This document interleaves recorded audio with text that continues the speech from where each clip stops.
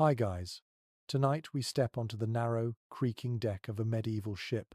Above your head, sails snap in the wind like restless flags, and ropes groan against wooden masts. Below, a cramped wooden stair leads you into the belly of the vessel, where you will try to sleep. The air down here is close, damp, and filled with the mingled smells of salt water, tar, and unwashed men. You may think you can handle a noisy room or a long flight, but try sleeping here, and you probably won't survive the first night without begging for land. So, before you get comfortable, take a moment to like the video and subscribe, but only if you genuinely enjoy what I do here. And while you're at it, post in the comments where you are and what time it is where you're listening from. Now, dim the lights, and let's wander further into the shadows. The first thing you notice as you descend is the way the light dies almost instantly. Only a few lanterns swing from iron hooks, their flames guttering with every lurch of the ship. The glow they cast is yellow and smoky, hardly enough to see by. Yet dozens of men, packed shoulder to shoulder, know every corner by heart. The wooden floor is slick from seawater that drips down through the planks above, leaving shallow puddles that never truly dry. You lift a foot and realize each step comes with the squelch of damp leather. To lie directly on these planks would mean soaking through in minutes, and yet some unlucky souls must do just that. A mainstream historical fact often cited is that hammocks, though now iconic to seafaring, only became widely adopted by European sailors after contact with the Americas in the late 15th and 16th centuries. Before that, many medieval sailors had no such luxury. They rolled themselves into blankets or tried to find a relatively dry spot near the cargo. Imagine the disappointment of a sailor dreaming of warm straw, only to find that their berth is little more than a cold corner under a dripping beam. The ship itself feels alive. Every wave makes the timbers bend and moan, a wooden chorus that never stops. To some ears it is maddening, like a giant's breath right beside you. To others, it is a lullaby, proof that the vessel still holds together. You press your palm against the wall and feel it shudder as the sea presses hard against the hull. No house you have ever slept in behaved like this. Here, the very walls breathe with the rhythm of the ocean. A quirky tidbit whispered in old sailors' journals is that some men swore the ship had moods. When the timbers creaked softly, she was sleeping, and when they bellowed under strain, she was angry. In moments of fear, a sailor might murmur apologies to the boards beneath him, hoping the vessel would calm. Whether superstition or psychological trick, it gave men a sense that they were not entirely alone in the watery night. And still, sleep must be attempted. You find a narrow stretch of beam to lean against, knees pulled close, cloak wrapped tight. The air is heavy with human-present sweat, damp wool, and the sour tang of yesterday's rations. Breathing here feels like inhaling a mixture of salt and fatigue. Yet eyes grow heavy despite the discomfort, because exhaustion has a way of triumphing over every protest. Historians still argue whether medieval sailors truly managed much rest at all in these conditions, or whether most nights were simply broken naps between duties. Some argue that human bodies adapted, learning to steal moments of unconsciousness despite the uproar. Others suggest the constant lack of sleep wore men down quickly, making voyages far more dangerous than we imagine. The debate lingers, because first-hand accounts are scarce and often coloured by exaggeration or myth. You curl tighter, listening to the roar above, the splash of water against the hull, and the groans of timber. It feels as though the sea is pressing in, demanding your attention, refusing to let you close your eyes. Yet you know this is only the first of many such nights. The voyage has just begun, and the ocean's cradle will not release you easily. Slowly, against every discomfort, your eyelids fall. The storm is not something you hear so much as something you wear, pressed into your skin by every gust and every surge. Above deck, the sails snap with a violence that shakes the mast to its very core, each sound like the crack of a whip across the sky. Water hammers the planks, sluicing through gaps, pouring down in rivulets that snake into the dark hold where you are lying. The effect is that even below you cannot escape. The storm roars as though it is determined to live inside your skull, vibrating through bone and nerve. You press your hands to your ears, but the sea laughs at the attempt. It's worth noting one well-established historical fact is that medieval ships, especially cogs and caravels, were not designed with comfort in mind. Their holds were built for cargo, not for human habitation, so crewmen often slept wedged between barrels or sacks of goods. Picture trying to doze while lying next to a leaking cask of salted fish, your blanket clinging damp to your skin, while thunder makes the very ceiling rattle. It is not the kind of slumber a poet would sing about. And yet, men had no choice but to endure. The pitch of the ship throws you left and right like a toy in a child's hand. You dig in your heels, trying not to roll onto your bunkmate. He mutters curses in the dark, elbowing you back into your place, and you realize that privacy is a dream more distant than land. The storm does not allow careful boundaries. It shoves men together like grain in a sack. A quirky tidbit sometimes told by chroniclers is that certain sailors claimed they could forecast storms from the way their dreams shifted. If nightmares grew vivid, full of breaking masts and flooding decks, they would wake convinced that a tempest was on the horizon. Perhaps it was coincidence.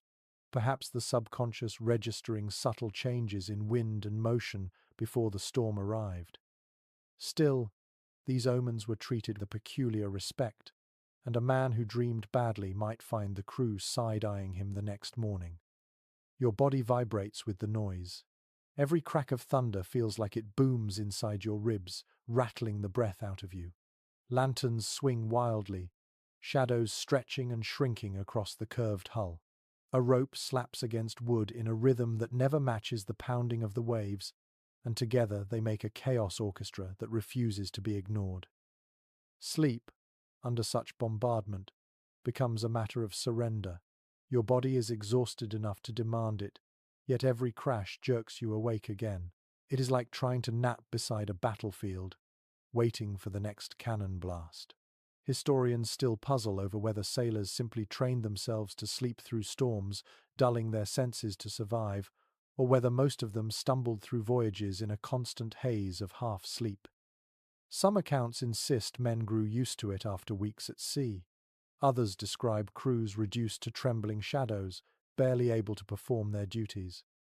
You lie there, wrapped in the storm's fury, asking yourself whether sleep is possible at all.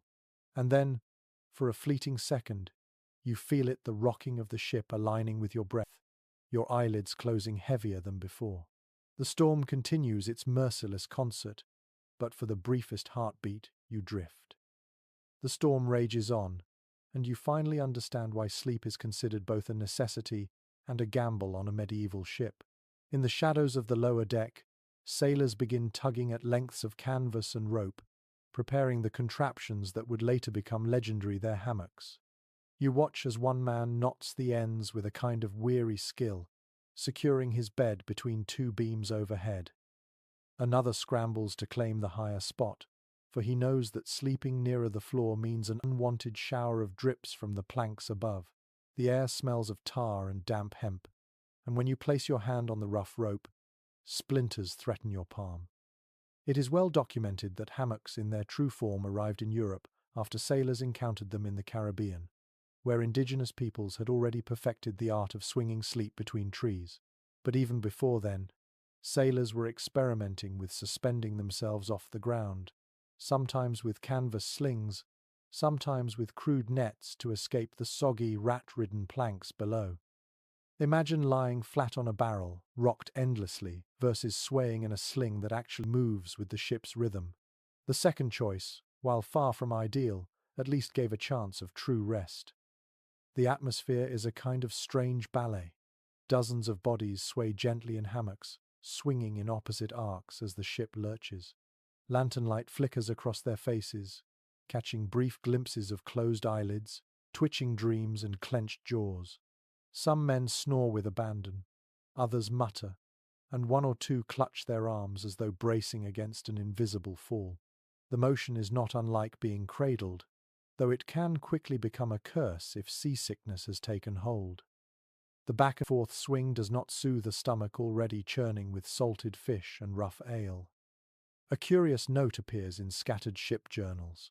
Men sometimes tied themselves into their hammocks, looping ropes around their waists to prevent being flung out during sudden rolls. More than one sailor woke to find himself dangling sideways, legs kicking uselessly, as though caught in a spider's web. It might look comical to an observer, but in the moment, dangling upside down in a dark, storm-tossed hold was anything but funny. You hear the thrum of the ship's timbers, that low wooden heartbeat that never ceases. Each time the sea crashes against the hull, the hammocks sway in near unison, bodies brushing shoulders, elbows grazing, curses muttered under breath. Sleep is a communal act here. No privacy, no soft feather mattress to withdraw into. You share your warmth, your breath, and your nightmares with the men around you. If one has lice, everyone eventually itches. If one coughs, the whole crew lies awake listening, wondering whether sickness will spread before landfall. Chroniclers disagree on how restful these hammocks truly were. Some depict them as a small miracle, allowing sailors to finally relax despite storms, while others claim they were nothing more than damp slings that left men bruised and sore. The truth is likely both. On some nights, the swing matched the rhythm of the sea so perfectly that even the most exhausted sailor could close his eyes and drift. On others, the violent heave of the waves turned each hammock into a pendulum of misery, slamming its occupant against the beam until sleep was a cruel fantasy. You shift closer to the wall, listening to the creak of rope above and the groan of beams below. The storm hasn't lessened. It screams through the timbers, shaking every nail. Yet here, suspended in mid-air, you sense the beginnings of adaptation. The human body, after all, can learn to rest in almost any circumstance. The question is not whether you will find comfort, it is whether exhaustion will finally drag you into unconsciousness before the next wave slaps you awake. For now, you surrender to the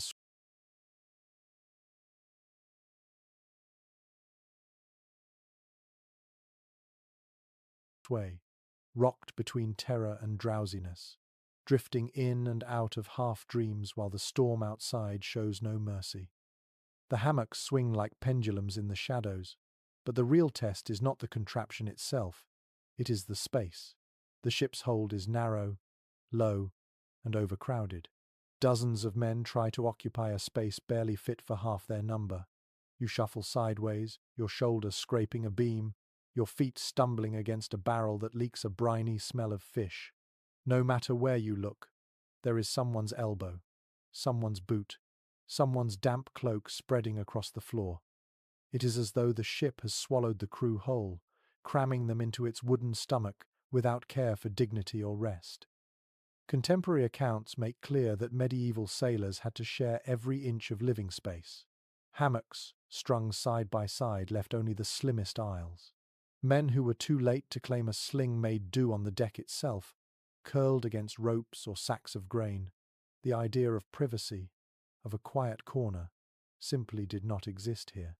You learn quickly that comfort is not the absence of hardship, but the ability to endure it without complaint.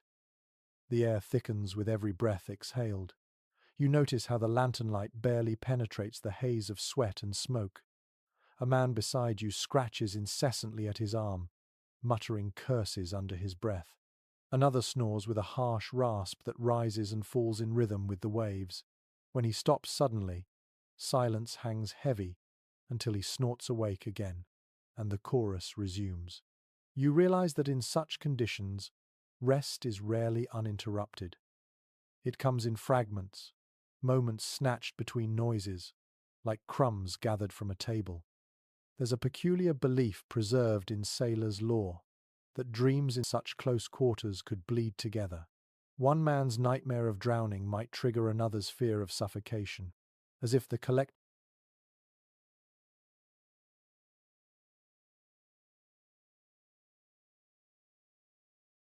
breath of the crew spun a shared tapestry of unrest. Whether superstition or simply the result of contagious anxiety, it gave men the eerie sense that the ship's crew dreamed as one body, a single nervous system swaying on the dark sea. The floor beneath you trembles each time the hull groans under pressure. It is not only sound that keeps you awake, but vibration, the constant jolt of motion transmitted through every board. It makes your teeth chatter in your skull. Your muscles ache as though you've been walking all day. To rest here is to attempt stillness in the heart of motion itself, and the futility of it gnaws at your patience. Some researchers maintain that the closeness of bodies was a double-edged sword. On one hand, warmth was shared, and in cold weather, this prevented freezing. On the other hand, the spread of disease became rampant, with coughs and fevers passing swiftly through a crew. The absence of fresh air and the presence of damp made illness nearly inevitable. When you imagine a voyage not of days but of weeks or even months, the pressure of that reality weighs on your chest. The smell alone is its own adversary. You inhale the mix of tar, pitch, mildew, and human sweat until it becomes a second skin, a smell that clings no matter how you cover your face. Your blanket, your clothes, even your hair absorb it. At some point, you stop noticing, though when you wake in fragments, you catch it afresh and gag, as if for the first time. This is the scent of the voyage, a perfume of survival that marks every sailor whether he returns to land or not. Still, you notice how quickly men adapt. They laugh, even in these conditions.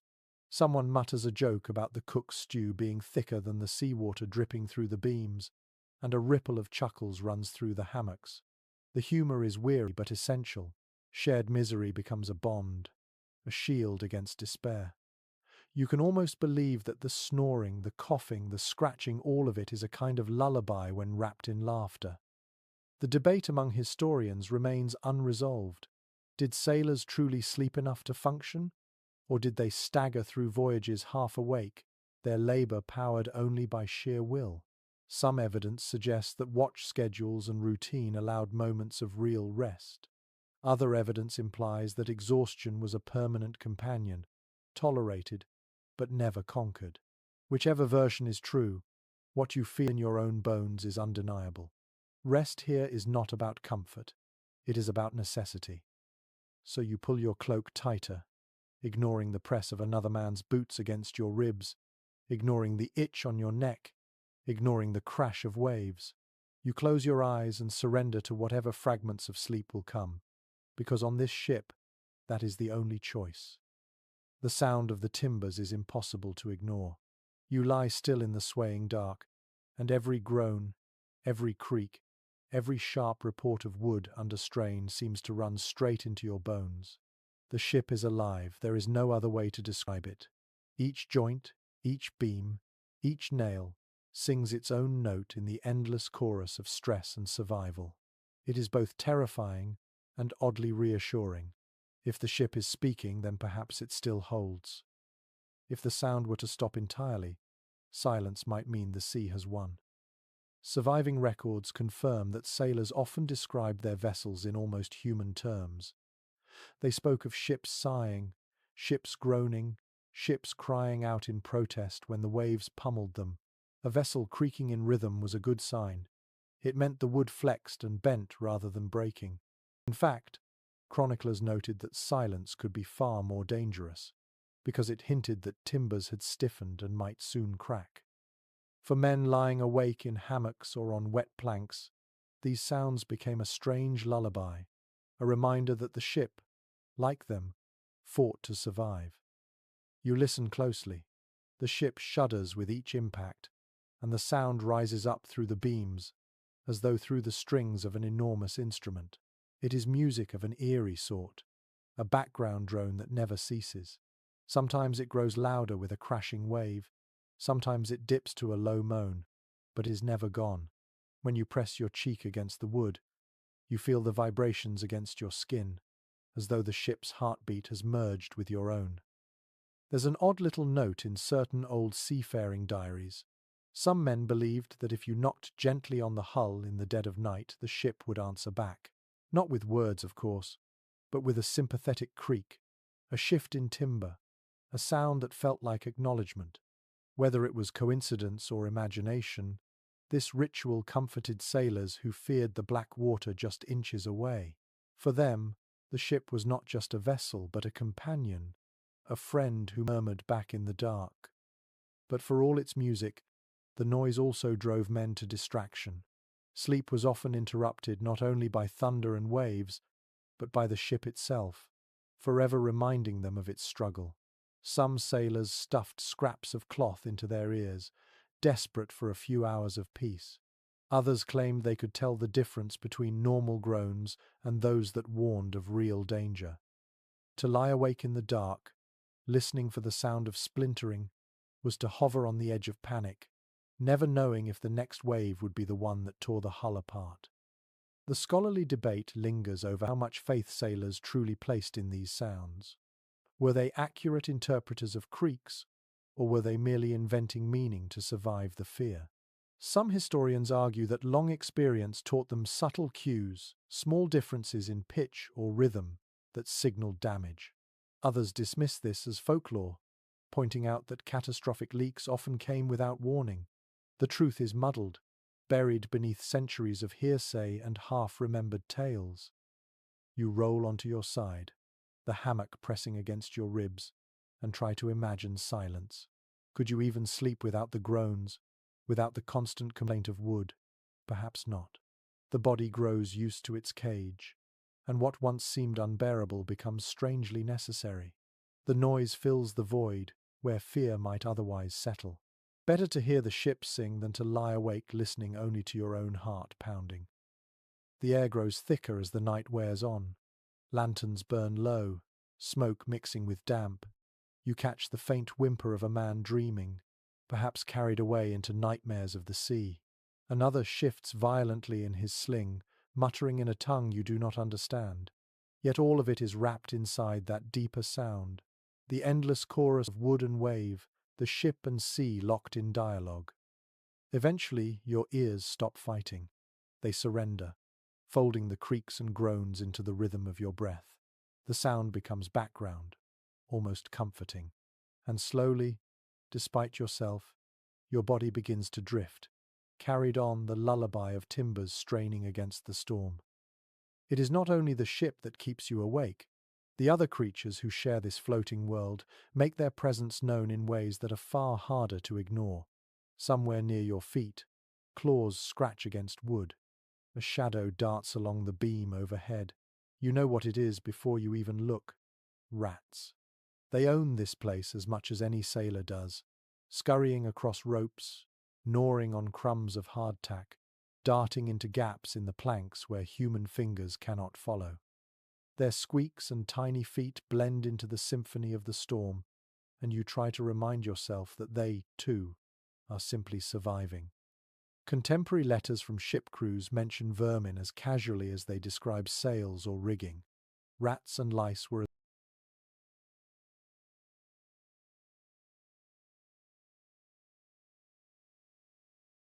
as permanent as the salt in the air.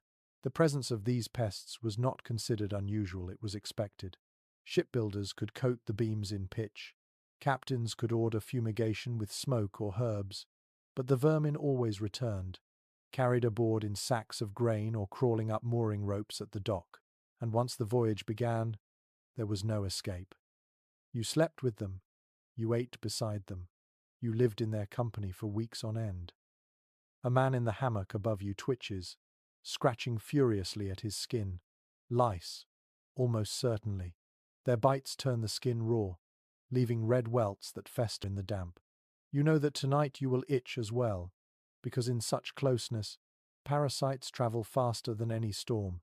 Sleep, already fragile, becomes nearly impossible when your own body feels like an enemy. You tug your cloak tighter, trying to imagine a barrier between yourself and the crawling world, but you know it is no defense. There's a peculiar account from a 15th century logbook. One sailor claimed that during a particularly bad infestation, he shaved his entire head and eyebrows, thinking it would keep lice at bay.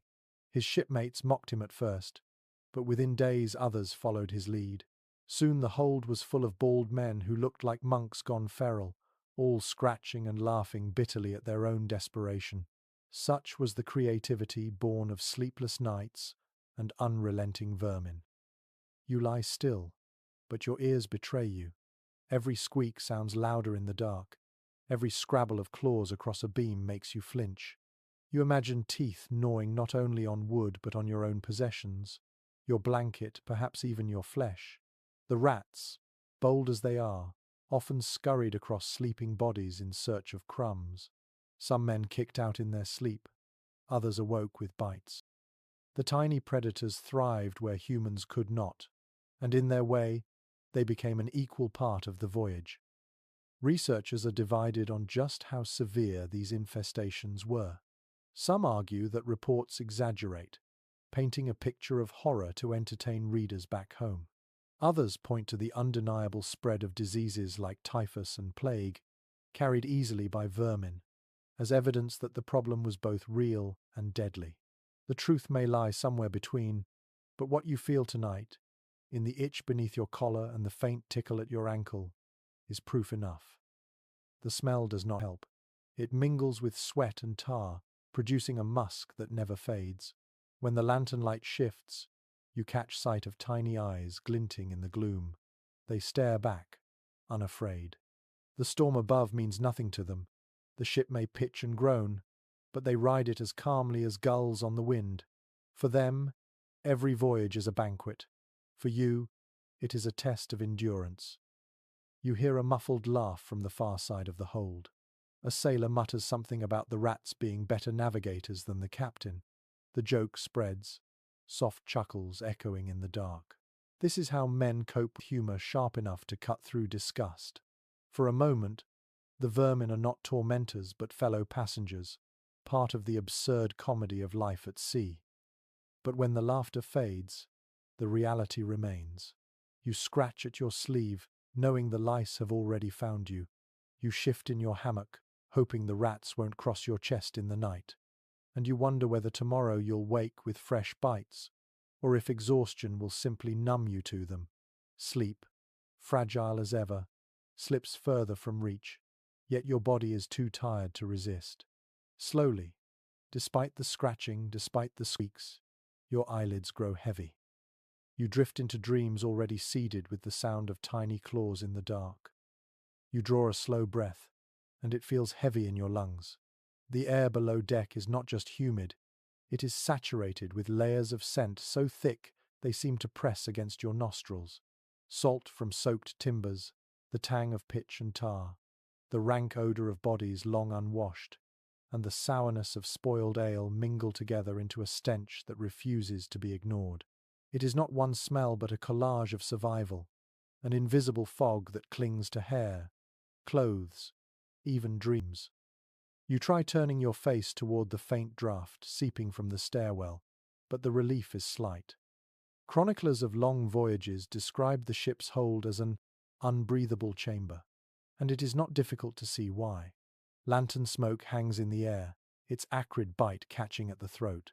The men around you breathe heavily, their chests rising and falling like bellows, and each exhale adds another layer of humidity. When the storm intensifies, the hatches are closed tight, sealing you into this chamber as securely as a coffin. If you were claustrophobic before, you would not last an hour. You notice how quickly your senses adjust. At first, the smell makes your eyes water. Then, with each breath, you become less aware of it until a fresh gust of air reminds you how foul it really island. The cycle repeats endlessly. Disgust, numbness, rediscovery, disgust again. It is a rhythm as relentless as the waves. There's a peculiar observation in one Italian sailor's diary. He swore that the smell of tar became so overwhelming after weeks at sea that he could taste it in his bread. Every bite carried a phantom flavor of pitch. Every sip of ale tasted faintly of resin. He claimed it stayed with him even on land, haunting his meals for months after the voyage. Perhaps it was exaggeration, or perhaps the senses truly blur when battered by such constant assaults.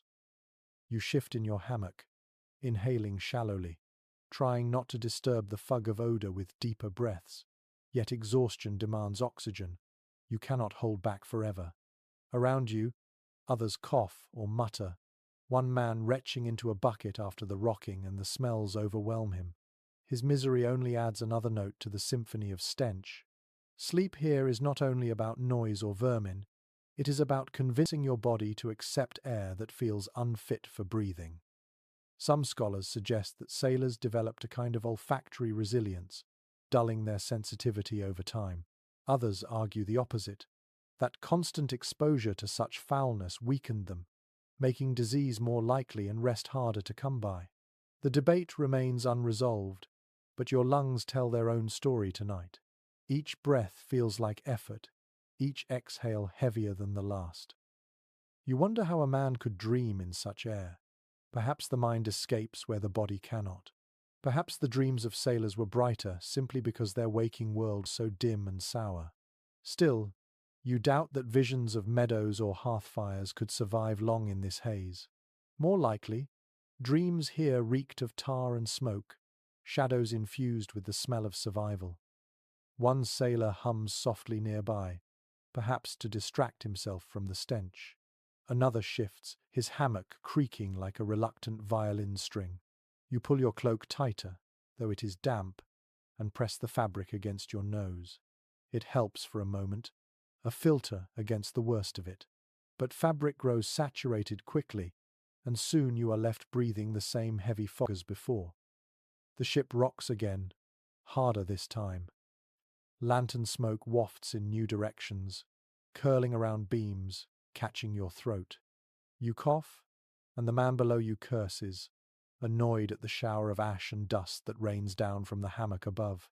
Even in your misery, you smile faintly. These irritations, as unbearable as they feel, are simply the price of life on the sea. If you cannot adapt, you will break. And so you adapt. You close your eyes, you take shallow breaths, and you imagine fresh air that is not there. You pretend the groan of the timbers is the wind through trees, that the pitch and tar are pine sap, that the sweat and bodies around you belong to companions in a hunting lodge. The mind, desperate for rest, weaves illusions. They are fragile, easily broken by the next cough or squeak, but they are enough to carry you toward the edges of sleep. Your lungs ache, your head pounds faintly, but your body yields. Even here, in the worst air you have ever breathed, exhaustion proves the stronger master. You drift off, still surrounded by the sour perfume of survival. Water is never fully kept out. You might expect the ship's planks and pitch to guard you, but the sea is stubborn. It seeps through seams, trickles down beams, and finds its way into every corner. Tonight, droplets fall from above in a steady rhythm, tapping against barrels, splashing into shallow puddles, dripping onto faces of men too tired to shift. You draw your blanket over your head, but even that soon grows damp, clinging to your skin like cold moss. Surviving accounts from voyages along the North Sea note that sailors constantly battled leaks. Crewmen took turns at the pumps, bailing water night and day. Yet still, the floor of the hold was slick, never dry. Sleepers on the planks often awoke with their clothes soaked through, the cold gnawing at joints until movement grew stiff. Salt water, unlike rain, left behind a crust when it dried whitish marks across blankets and boots, a reminder that the sea always won small victories. A spray of wind-driven rain joins the invasion. When hatches are forced open to release the stifling air, gusts carry water down with them. The storm has no respect for boundaries. It demands entry, punishing both above deck and below. You shift in your hammock, feel icy droplets pepper your cheek. Your skin tightens instantly, gooseflesh rising, and the brief hope of warmth vanishes. One odd practice recorded in a Flemish merchant's log is that sailors sometimes stuffed their bedding with straw even at sea, believing the straw would absorb moisture and keep them warmer. In reality, the straw grew mouldy, foul-smelling, and often made matters worse. Still, desperate men clung to the ritual, convinced that at least a thin barrier existed between them and the endless damp. You imagine lying on such bedding, listening to it squelch each time you move, and wonder whether the illusion of comfort is sometimes more valuable than comfort itself. You watch as one sailor, too tired to shift his hammock, lets the drips fall onto his face. His eyes flutter closed anyway. Perhaps exhaustion dulls the sting of cold water, or perhaps he has simply surrendered to it. You know you will soon do the same.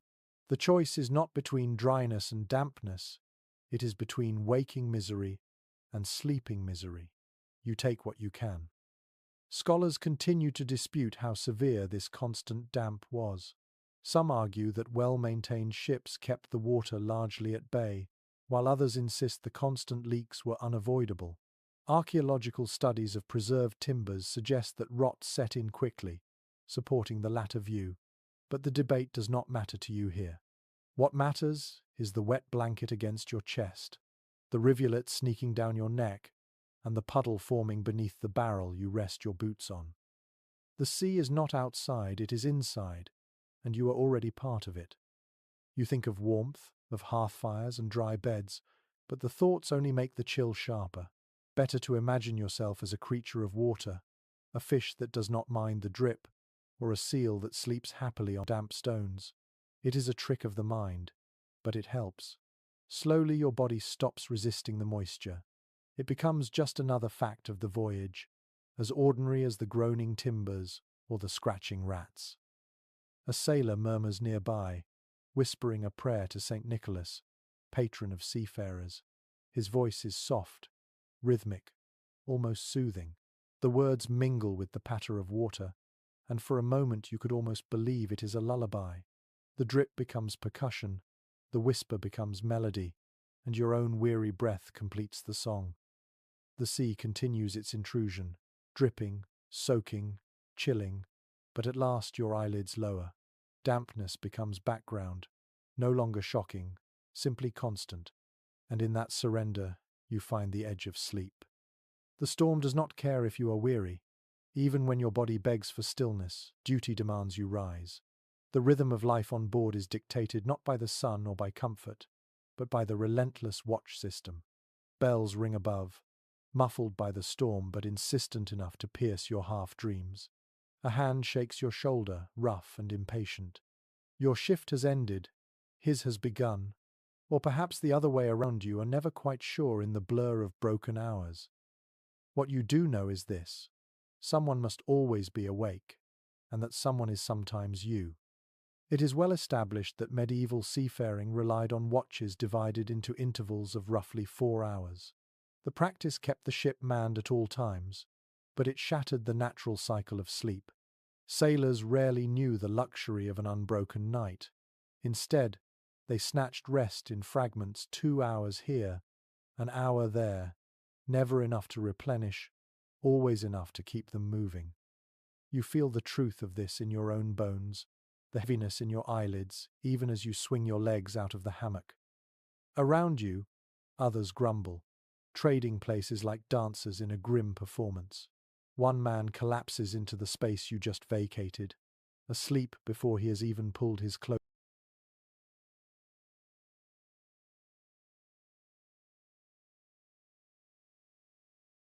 tight.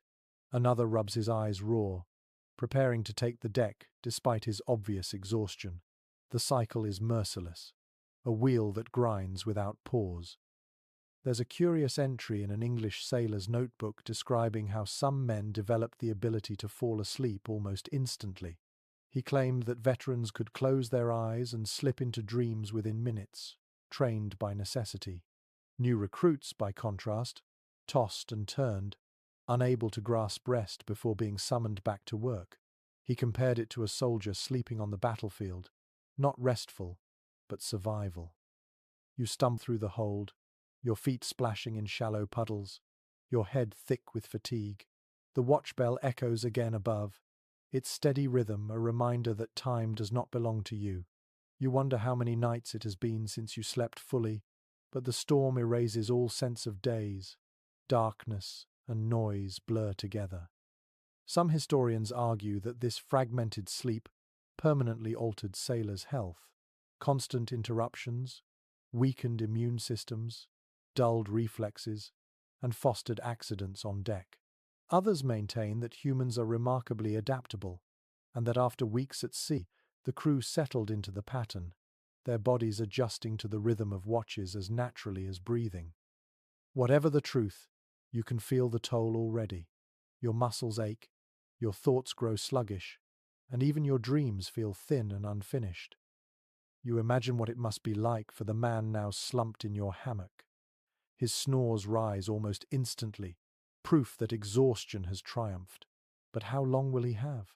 An hour? 2? Then he will be shaken awake again, pulled back into the storm's grip. The cycle repeats endlessly, turning men into shadows of themselves. And yet, in these fragments of sleep, life continues. Sailors dream, however briefly. They laugh when they can, they curse when they must, and they rise when ordered. No one asks whether it is sustainable. It's simply island. The ocean demands sacrifice, and sleep is the coin most often paid. As you prepare to take your turn on deck, you glance back once at the rows of hammocks.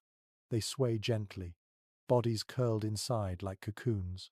The sound of snores mixes with the storm, and for a moment you almost envy those still asleep. But soon enough the bell will ring for them too. No one is spared from the rhythm of the watches. You grip the ladder, climb into the howling wind, and leave the damp hold behind. Yet even as rain lashes your face, you know your thoughts will drift back below, to the hammocks, to the dripping beams, to the restless men who lie suspended between exhaustion and duty. The storm outside hammers without mercy, but down here in the dim belly of the ship, another kind of storm brews quietly in the minds of exhausted sailors. Before sleep, many turn to ritual. You hear whispers ripple across the hold. Not conversations, but muttered prayers, charms, and fragments of rhyme passed from one generation to the next. Each man has his own way of negotiating with the sea, bargaining for a few hours of safe slumber. It is well attested in medieval maritime records that St. Nicholas was invoked more than any other patron. Sailors clutched small wooden tokens, carved in his image, or kissed medallions before closing their eyes. Some believed that uttering his name 3 times would shield them from drowning dreams. Others prayed for Mary's intercession, asking her to cradle them like children until dawn. You lie still and listen as these quiet invocations weave together, a hushed chorus louder than the creak of beams. One peculiar superstition, noted in a Portuguese log, was the habit of placing a knife beneath one's hammock. The edge, they claimed, would cut away evil spirits who crept aboard during storms. Another crew scattered salt across the planks, believing it discouraged restless souls from wandering near sleepers. These charms may seem quaint now, but in the darkness of a heaving ship, when thunder shook the timbers, they were anchors for frayed minds. You glance toward the corner where a sailor, eyes closed, fingers the beads of a rosary, mouthing words in rhythm with the swell. Another man, less devout, rubs a small pouch of herbs between his palms, inhaling its scent as though it carries some invisible shield. Faith here takes many forms: prayer, magic, habit, and none are questioned. To laugh at a man's charm is to deny his only defense against fear. The debate among historians continues over how deeply these rituals were believed. Some argue they were genuine acts of devotion born of desperate faith. Others suggest they were psychological crutches, ways of calming the mind enough to allow sleep. Perhaps both are true. When the sea roared like a beast outside, belief and survival became indistinguishable. You try to imagine sleep without such rituals. Could you close your eyes while lightning flashes overhead, without whispering some protection? Even the skeptical among the crew often found themselves muttering a phrase, touching wood, or tracing a cross. The sea was too vast, too merciless, to face unguarded. A sailor near you begins humming softly, not quite a hymn, not quite a lullaby, but something in between. The tune floats across the hammocks, steady and low. Others join, some with words, some with hums, until the hold fills with a gentle song. It is not rehearsed, not polished, but it binds the men together in a way no rope ever could. The storm above still bellows, but down here, Voices rise to meet it. You feel yourself swaying not only with the hammock but with the rhythm of their song. Fear loosens its grip on your chest. You are part of something larger now, not just one body trembling in the dark, but a crew, a brotherhood, sharing the same hope, the same exhaustion. For a few moments, the storm feels distant, the sea less hostile. The lantern light flickers, shadows dance across bowed heads, and the whispered prayers fade into silence. Each man sinks into his own fragile rest, clinging to his charm, his faith, his ritual. And slowly, despite the thunder, despite the water, despite the creaking timbers, you too surrender. The last thing you hear is the faint scrape of beads in a sailor's hand, and the sigh of men placing their trust in powers beyond the sea. The ship heaves again, but this time your body does not resist. Instead, you feel yourself moving with the sway, as though your hammock is not fighting the sea but learning its rhythm. The storm is still vicious, yet for a moment the rolling motion becomes almost comforting, like being rocked in an enormous cradle. The wood creaks, ropes groan, but you find your breath aligning with the ship's movement. Inhale as you rise, exhale as you sink. Against all odds, the rocking lulls you closer to sleep. It is documented in navigational manuals that sailors sometimes describe the motion of the sea as both curse and blessing. For the new recruit, the sway meant seasickness, dizziness, and endless misery. For the seasoned sailor, the same sway became familiar, even soothing, once the stomach grew accustomed. They claimed that after weeks at sea, they could sleep more easily in a hammock on a rolling ship than in a bed on solid land. Land itself, steady and unmoving, felt unnatural to them. You close your eyes, letting the rise and fall blur into a rhythm. At times the swing is gentle, almost melodic. At others, a violent lurch snaps you half awake, reminding you that this is not kindness but the sea's indifferent hand. Yet in between those shocks, the rhythm carries you. The hammock rocks, your body drifts, and you begin to feel that elusive state where exhaustion outpaces fear. One curious claim appears in a Castilian sailor's diary. He insisted that the rocking not only eased sleep, but shaped dreams. He wrote that when the ship tilted left, his dream followed him into mountains, and when it tilted right, he slid into valleys. Others swore the swaying conjured visions of flying, as if the sea had given them wings. Whether imagination or truth, it hints at the strange intimacy between body and vessel, how the sea crept even into the mind's private theatre. The air is still foul, the noise still deafening. In this moment, your body no longer fights. Your muscles loosen, your jaw unclenches, and you let yourself swing. The storm outside does not abate, yet here below, sleep feels almost possible.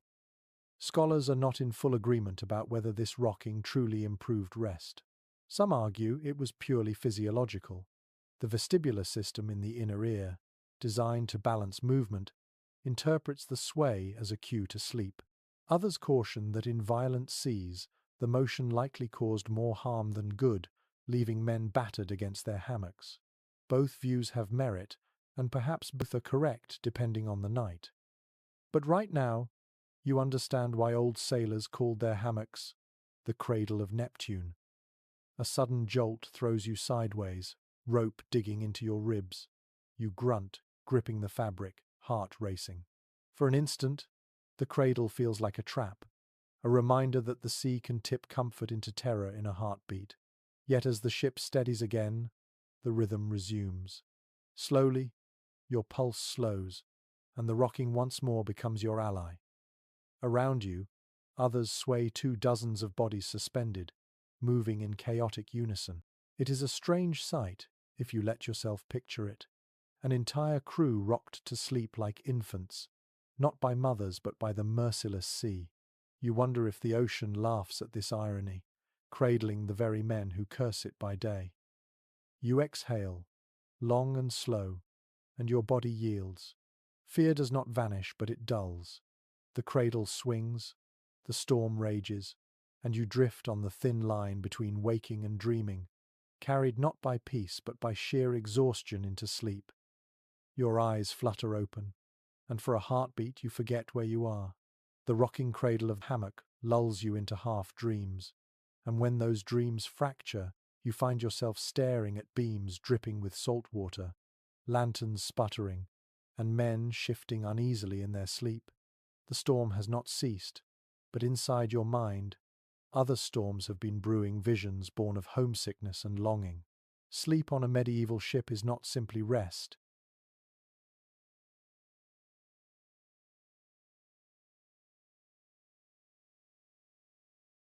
It is escape. Written accounts from sailors across Europe show a recurring theme: dreams of land, of family, of hearths and fields. Men wrote of waking with tears in their eyes, after visions of wives or mothers who seemed so real that the shock of returning to the damp hold left them hollow. It is no wonder. A voyage could stretch for months, and for many, home became as distant as paradise. The body suffered from exhaustion, but the heart suffered from absence. You turn on your side and close your eyes again, and the images come swiftly. You see a cottage with smoke curling from the chimney, a table spread with bread and cheese, the laughter of children you may or may not even have. The mind supplies what it craves. In the gloom, such visions feel sharper than reality. For a brief moment, the stench and the cold vanish. You are home.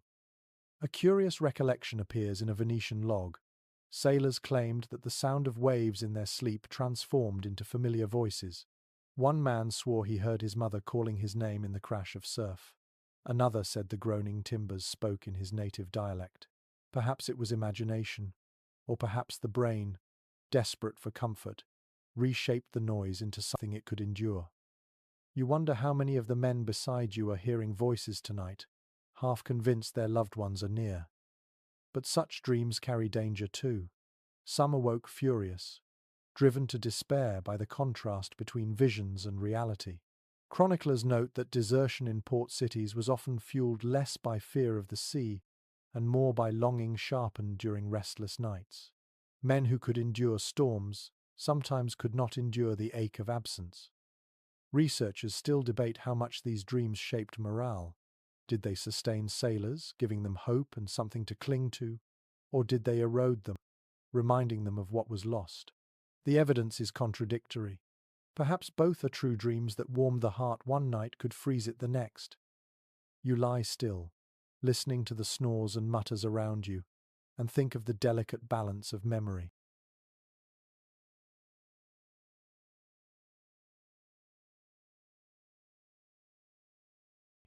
Too much homesickness could crush a man, but too little could make him forget who he was.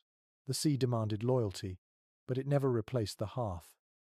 Somewhere nearby, a sailor whispers his child's name. Another clutches a scrap of cloth, perhaps a remnant of home, pressed tight against his chest. Even in the chaos of the storm, the hold is thick with longing. You feel it like a second atmosphere, heavier than the stench of sweat, heavier than the smoke. You drift again, the rocking carrying you not into sleep, but into memory. You see a door you once closed, a road you once walked. You hear voices that may no longer exist. For a few fleeting moments, the ocean cannot touch you. But when your eyes open again, the dripping beams and swaying lanterns remind you where you truly are, caught between exhaustion and desire, between survival and memory. The dreams fade, and what takes their place is far less gentle. The ship is never silent, and neither are the men who fill it. A chorus of snores rises and falls in uneven rhythm, echoing strangely against the curved hull. Some snore like saws rasping through timber, others like bellows wheezing. The sound does not blend into white noise, it grates, pulling you back from the edge of sleep each time you begin to drift. Contemporary letters written by merchants describe below-deck nights as a hall of restless throats. It was not only snores. Men coughed from the damp, groaned with aching limbs, muttered prayers or curses in half-conscious tones. Even teeth grinding in the dark created a rasping undercurrent. A man might hope the storm outside would mask these noises, but the sea's roar and the human chorus only competed, never cancelled one another. You shift in your hammock, hoping to find a quiet pocket, but noise comes from every side. A sailor to your left whimpers in his sleep, legs jerking as though fleeing some phantom on land. Another hacks violently, spitting phlegm into a rag before rolling back over. A third lets out a low laugh, perhaps trapped in a dream too absurd to stay hidden. The effect is unsettling. You realize you are not in solitude, but in a hive of bodies, each mind wandering its own shadowed path, each voice spilling fragments into the shared dark. A curious entry survives in a Danish mariner's notebook. He claimed that the worst part of the voyage was not storms or hunger, but the unrelenting noise of men sleeping. He wrote that silence became so rare he dreamed of it, imagining himself walking through a meadow where no voices followed.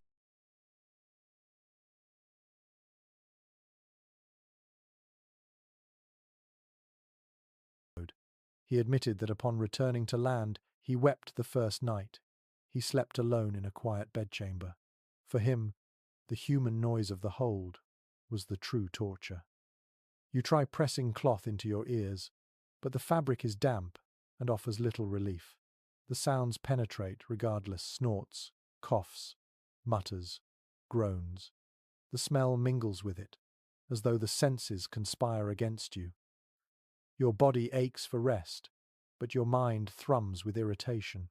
Every sound feels sharper in the dark, magnified until it seems designed to keep you awake. The scholarly debate continues over whether crews ever truly rested deeply in such conditions. Some argue that men grew accustomed, their brains learning to filter familiar noises as background. Others counter that exhaustion simply forced micro-sleeps, shallow and fragile, leaving long-term damage to body and mind. Whichever theory is correct, you know only that you cannot escape the chorus tonight. A sailor above you suddenly jerks upright, shouting a name you do not recognize. For an instant you think he is awake, but his eyes are closed. He collapses back into his hammock, muttering incoherently, while others chuckle at his outburst. Within moments, the snores resume. You realize that even dreams contribute to the noise, spilling from lips that cannot remain sealed. And so you surrender. Instead of fighting the sound, you begin to listen differently. The snores become waves, the coughs become thunder, the mutters become whispers of wind. You trick yourself into weaving them into the storm's music. It is imperfect, jarring, but it allows your mind a fragile detour. Slowly, as if balancing on a knife's edge, you let yourself drift on the cacophony.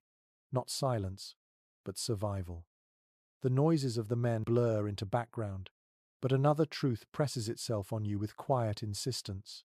Not every sailor sleeps in the same place, or in the same manner. In this cramped, floating world, status is measured even at night. Where you lay your head is as much a statement of rank as what you do on deck. From port records and ship manifests, it is clear that officers and higher-ranking crew enjoyed better accommodations, if only by comparison. A first mate or navigator might have a small enclosed berth, lined with planks, where he could stretch out without worrying about dripping beams or swinging feet above his head.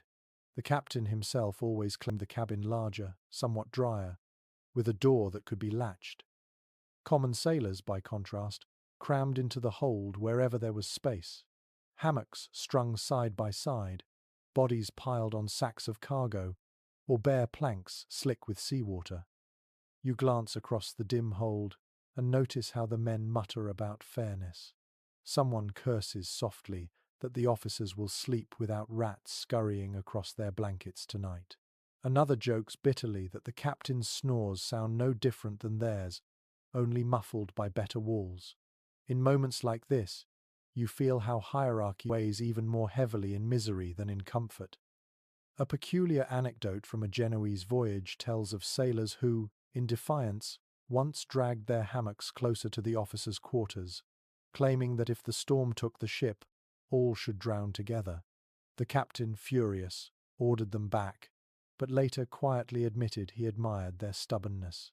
Such small rebellions reveal how even the act of sleeping became a negotiation of dignity. The separation is not just physical but psychological. Men in the hold imagine that their leaders, resting in drier bunks, dream more peacefully. Perhaps it is true, Perhaps the walls and the cleaner air ease their minds. Yet it is also possible that command comes with its own weight, that the captain, even in his cabin, lies awake listening for the next shudder that might split his vessel. Historians remain divided on this. Some portray officers as insulated from the crew's hardships, while others insist that their responsibilities made sleep even more elusive. You shift in your hammock and imagine the captain's cabin. A cot, perhaps, with a straw mattress, a lantern burning steadily, a table bolted to the floor where maps lie spread, corners weighted with stones. It isn't a palace, but compared to the damp hold, it may as well be. You wonder whether he sleeps soundly or stares at the ceiling, counting the hours until dawn. Back here, in the swaying rows of hammocks, you have no such luxury of wonder. Elbows dig into ribs, boots brush against your knees, and every cough feels shared. This is communal sleep in its rawest form, stripped of comfort or privacy. Yet it is also strangely democratic. In the dark, every sailor is reduced to the same exhaustion, the same snores, the same half-remembered dreams. A man near you murmurs that he'd trade his pay for one night in the captain's berth. Another replies that pay won't matter if the ship goes down tomorrow. Laughter ripples faintly, edged with despair. Even in bitterness, camaraderie survives. And so you close your eyes again, knowing that your place in the hierarchy has left you here, among the damp, the vermin, the endless chorus of the hold. You surrender to it not because it is fair, but because there is no choice. The sea does not care for rank, and tonight, neither can you. The night deepens, and with it the violence of the storm. Each wave crashes against the hull with such force that the ship shudders like a living thing under assault. Lightning flares through cracks in the hatch, brief knives of brilliance that slice across the darkness. For a heartbeat, you see every face illuminated, eyes wide, jaws clenched, bodies tense as if the storm itself were staring back. Then the dark swallows everything again, leaving only the memory of that flash. Documents from medieval chroniclers describe storms at sea as ordeals that tested not just seamanship, but sanity. Sailors reported lying awake, hearts racing, convinced the next wave would splinter the hull. To sleep in such moments was to gamble with life itself, yet exhaustion left no alternative. Some men shut their eyes, forcing themselves into half-dreams, while others lay rigid, unable to surrender. Both choices carried their own torment. You lie still, trying to steady your breath, but the thunder makes your chest vibrate. The hammock swings violently, ropes straining as though they might snap. You clutch the edge, fingers aching, afraid you might be flung onto the sodden planks below. Around you, others curse, pray, or cry out. The storm has stripped away bravado. Even seasoned sailors mutter with the voices of frightened children. There's an unsettling tale preserved in a French sailor's journal. He swore that during storms, men often dreamed of drowning while still awake. They felt the rush of water in their throats, gasped desperately, then jolted upright in terror. He admitted he himself sometimes dipped a hand into the trickling leaks above his hammock, just to reassure himself that he still breathed air. Such hallucinations blurred the line between sleep and panic, leaving men too rattled to rest. You hear the timbers moan in agony, the pitch between planks crackling, and you imagine water pouring through in torrents. The image burns in your mind until you shake your head to dispel it. Fear is contagious here. One man's gasp can ripple through the hold like a plague, awakening dozens, all imagining the same catastrophe. Scholars still puzzle over whether fear itself or the physical storm caused the greater harm to sailors' rest. Did men truly fail to sleep because the sea was too loud and violent, or because their minds conjured disaster at every creak? Some argue the psychological weight of storms mattered more than the physical discomfort. Others insist the sheer noise and motion made slumber impossible. Whichever theory holds, the effect was the same. Sailors grew hollow, eyed, brittle, worn down long before land appeared. Another flash of lightning blinds you, and in that instant you see the shadow of a man crossing himself repeatedly, lips moving in frantic prayer. Beside him, another bites his fist to keep from crying aloud.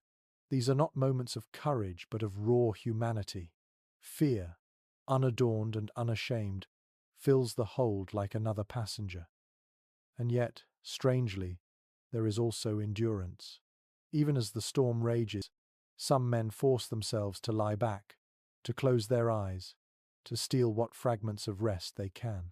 They accept that fear will never vanish, that the storm will never quiet, but they refuse to surrender entirely. You find yourself following their lead. Slowly, deliberately, you unclench your fingers, let the hammock swing, and allow your breath to match the rhythm of the waves. The storm does not weaken, but you feel a shift inside. Fear is still there, sharp and heavy, but so is fatigue, pressing down like an anchor. Your body chooses survival in the only way it can, by dragging you into sleep even while thunder rumbles above. The storm still howls, but another danger makes its presence felt tonight: the hazards of stumbling through the darkness. You are half awake, tugged from shallow sleep by the watch bell or by a sudden lurch of the ship, and you attempt to climb down from your hammock. The deck beneath you tilts sharply, sending your balance into chaos. A misstep here is no small inconvenience. It is pain, injury, even death waiting in the dark. Records from Hanseatic trading voyages note that accidents below deck were common. With lanterns guttering and the ship in constant motion, men tripped over ropes, slipped on slick planks, or struck their heads against low beams. A sailor could wake bruised, bleeding, or with a twisted ankle simply from trying to find the latrine bucket. Sleep was not a sanctuary, but a risky business, one that required careful calculation even in exhaustion. You move cautiously now, feeling with your toes before committing your weight.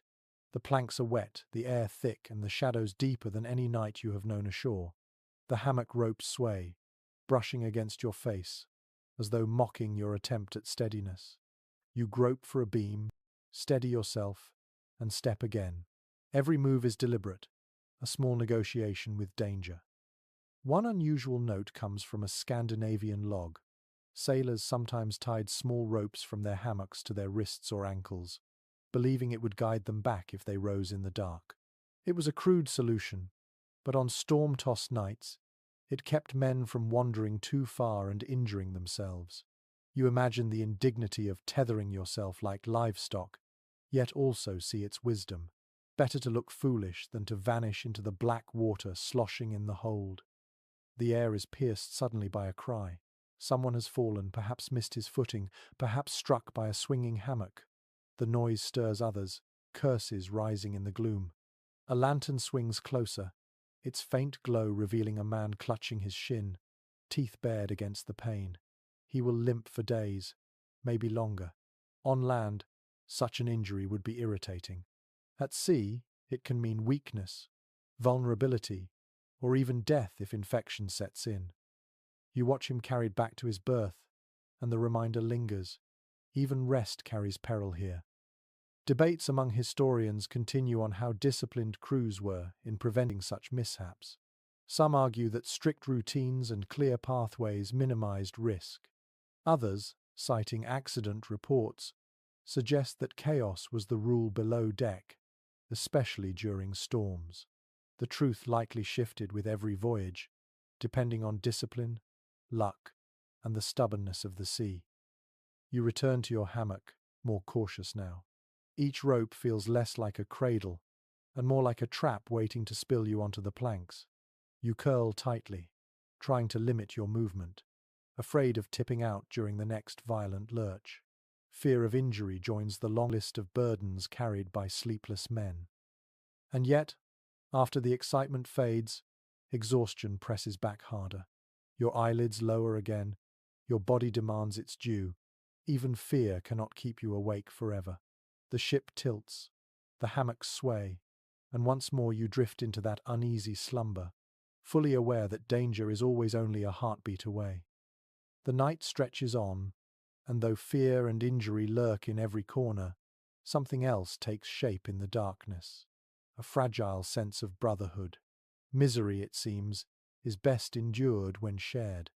In the storm-tossed hold, where every man shivers under a damp cloak and every hammock swings like a noose waiting to snap, laughter sometimes breaks the gloom.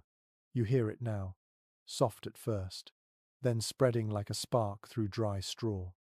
Surviving letters from Mediterranean merchants often mention this strange camaraderie. Sailors mocked their own suffering with crude jokes, turning lice into ship's pets, or christening the rats with noble titles. One diary recounts a stormy night when a sailor, soaked to the skin, raised his cup and toasted King Neptune's bathhouse. His companions roared with laughter, their voices carrying louder than the thunder. It did not erase their discomfort, but it reshaped it, reminding them that they faced the ordeal together. You shift in your hammock and watch as a man nearby begins humming, then another joins, until half a dozen voices weave a low song. The tune is simple, more chant than melody, but it carries warmth. The words, half prayer and half jest, invoke the sea as a fickle mistress, sometimes cruel, sometimes kind, never predictable. Each verse ends with a burst of chuckles, as though mocking their own fate. In the flickering lantern light, their faces are weary but alive, marked by the stubborn spark of humour. A curious practice noted in Dutch sources describes men sharing stories of absurd encounters with the sea. One tale involves a sailor swearing he once saw a fish climb aboard to avoid drowning during a squall. Another claimed he had trained a rat to fetch crumbs like a dog. These were not meant to be believed, only enjoyed, and the laughter they provoked often eased the edge of fear enough for men to rest. Still, scholars debate whether such camaraderie truly strengthened discipline or merely distracted from hardship. Some argue that humour created bonds, keeping mutiny at bay. Others caution that too much joking undermined authority, feeding discontent. The evidence is mixed, but here in the creaking hold, the laughter feels essential. Without it, the weight of storm and fatigue would be unbearable. You feel it yourself, how the sound of chuckles changes the air. It lightens the oppressive gloom, turning fear into something almost manageable. The smell, the damp, the noise, they remain. But for a few moments they no longer crush you. You are part of a crew bound not only by duty, but by shared absurdity, finding sparks of joy where none should exist. The laughter fades eventually, swallowed by exhaustion. Men sink back into their hammocks, still smiling faintly as sleep overtakes them.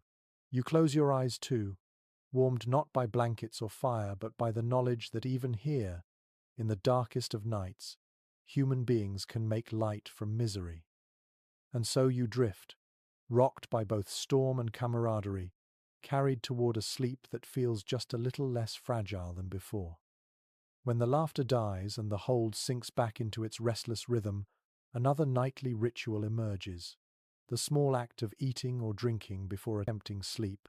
Hunger gnaws constantly at sailors, for meals are meagre and repetitive, yet the body insists on some offering before it will surrender to rest.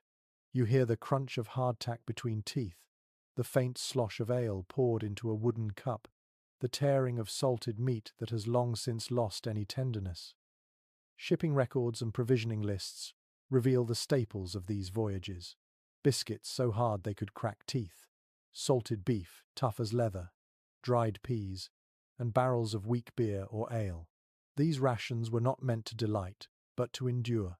Before bed, men often nibbled a final crust, or swallowed a mouthful of ale, hoping it would settle their stomachs and coax drowsiness.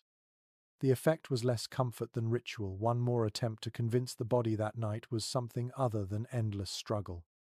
You chew a fragment of biscuit yourself, feeling it scrape against your gums, its flavour a mix of flour, salt, and the faint tang of mould. It is unpleasant, but it fills the void. You take a sip of ale from a shared cup, the liquid sour but soothing against the dryness in your throat. Around you, others do the same, their movements small and weary, their chewing loud in the cramped silence. A curious anecdote from a Castilian voyage tells of sailors who pretended their hardtack biscuits were loaves from home. They would break them with exaggerated reverence, murmuring blessings or joking that they had stolen bread from a king's table. The ritual did nothing to improve the taste, but it lifted spirits enough to make the meal bearable. It was imagination, not flavor, that sustained them. The problem, of course, was digestion. Salted beef sat heavy in the stomach, especially when followed by weak ale. Some men complained of nightmares after eating too close to sleep, claiming the salt drew terrible visions from the sea. Others swore the alcohol eased their descent into slumber, dulling the edge of fear. The truth likely varied, but the ritual remained. Better to eat something, however unpleasant, than to lie awake with an empty belly. Modern historians remain divided on whether these meals truly offered comfort or only compounded misery. Nutritional studies suggest the constant salt and lack of fresh produce weakened bodies, leaving sailors more vulnerable to scurvy and exhaustion. Yet diaries also show that men clung to their food as one of the few stable certainties of the voyage. Perhaps the act of eating, more than the food itself, gave them a semblance of control. You lick the crumbs from your fingers, swallow the last mouthful of sour ale, and lean back into your hammock. The taste lingers unpleasant, but grounding. Around you the chewing slows, cups are set aside, and men curl deeper into their cloaks. The ship rocks on, the storm roars, but bellies are at least partly full. Sleep may not come easily, but hunger will not be the reason it fails. And so you close your eyes, feeling the weight of food in your stomach, heavy but steady, and let exhaustion pull you once more toward the thin line between waking and dreaming. You drift into uneasy slumber, but the ocean does not grant peace. Dreams on a medieval ship are often darker than the storm itself, and tonight they come quickly. You feel the hammock rock harder, though your body has not moved. Water rises around your legs, cold and merciless. You gasp, but no sound comes out. In your dream, you are sinking. The sea swallows you whole, salt burning your throat, while distant shapes writhe in the blackness below. Contemporary shipboard accounts make it clear that nightmares of drowning were common. Sailors spent so much of their lives staring into endless water that it inevitably bled into their sleep. Men described visions of collapsing masts, of waves higher than mountains, of their ship vanishing beneath them. Some claimed they awoke with lungs aching, convinced they had inhaled seawater.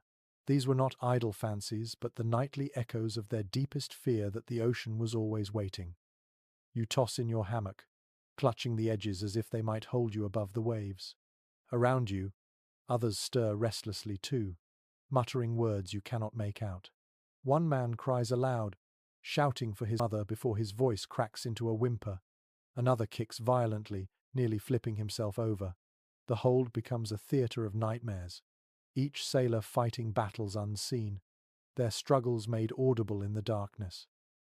There's an unsettling note preserved in a Low Countries log. A captain recorded that his crew spoke of sea monsters haunting their sleep, tentacled shapes coiled around their hammocks, dragging them toward the depths. Some sailors swore they had seen ghost ships glide silently past in their dreams, crewed by the drowned dead. Such images terrified men, yet they repeated them to each other, as if naming the visions gave them power. Your heart pounds as your own dream shifts. A pale hand rises from the puddle below, dripping water, fingers stretching toward you. You jerk awake with a gasp, sweat chilling your skin despite the cold air. Relief floods in, but only for a moment because you hear another man sobbing softly in his sleep, trapped in his own nightmare. It is clear that the ocean has invaded not just the ship but every mind aboard. Scholars disagree on whether such dreams weakened sailors or hardened them. Some argue that constant nightmares eroded morale, leaving crews brittle and fearful. Others suggest that living daily with such terror in their sleep made men strangely resilient, accustomed to fear until it no longer paralyzed them.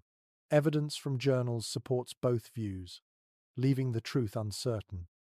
What is certain is the toll you feel now, your pulse racing, your body tense, even as exhaustion begs you to close your eyes again.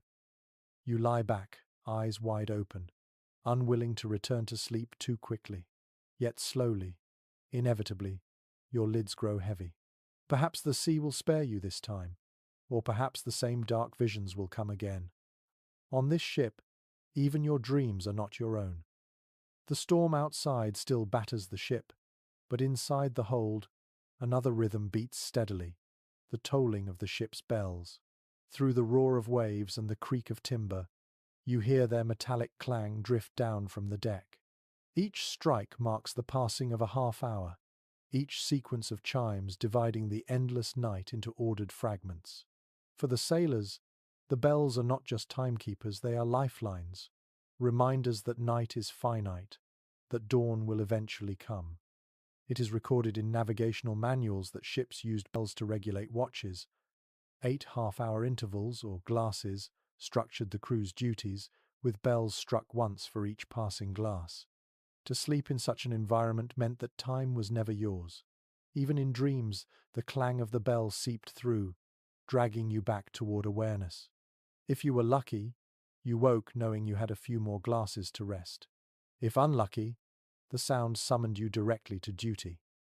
You lie back, listening to the pattern. 1 strike, then silence. Later, 2, then 3.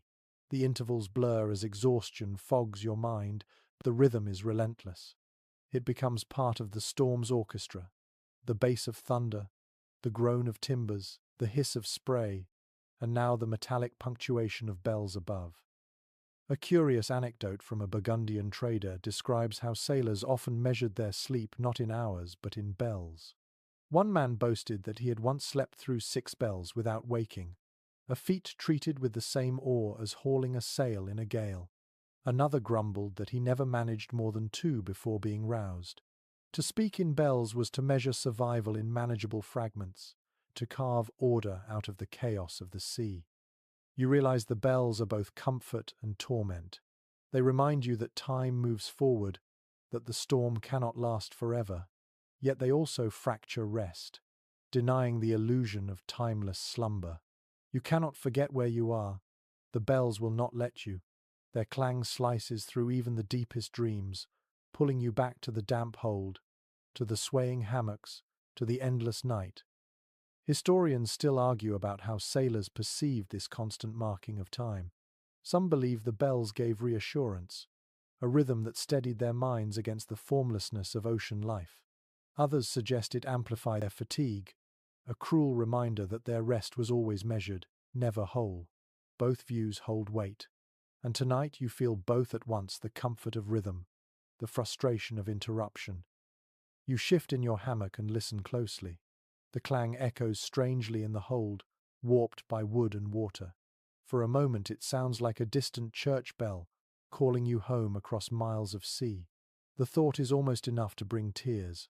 Then another strike follows, harsh and metallic, reminding you it belongs not to land but to the relentless schedule of the voyage. The bells continue, steady as a heartbeat, unmoved by storm or exhaustion. They are impartial, as indifferent as the sea itself. And as you let the sound wash over you, you realize that, despite everything, you are grateful for them. In a world where fear and chaos reign, even a harsh clang can be a tether. You close your eyes, counting bells instead of sheep, and let the rhythm carry you closer to sleep. For hours the storm has screamed, but then suddenly, almost cruelly, it falters. The ship still rocks, the timbers still moan, but the roar of wind softens, and the hammering of rain slackens into drizzle. In the hold, men stir. Silence at sea is never total, yet compared to the chaos that preceded it, the new quiet feels enormous, almost holy. You lie there listening, half disbelieving, as though the storm might be holding its breath. Sailors' diaries often describe these pauses with awe. Between tempests, when the wind eased and the waves fell into long rolling swells, a hush would descend.